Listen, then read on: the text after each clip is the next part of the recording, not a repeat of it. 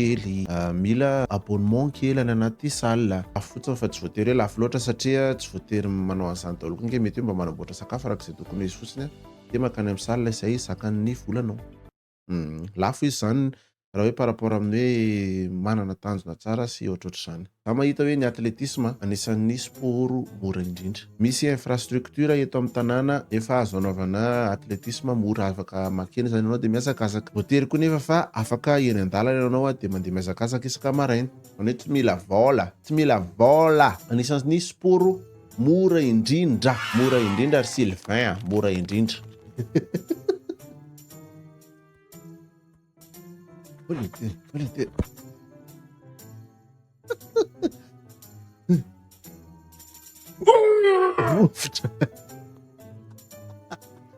Jereo anisan'ny be mpanao indrindra ny foot eto amintsika. Taloha ohatrany hoe tsy haiko nareo na ohatr'izany.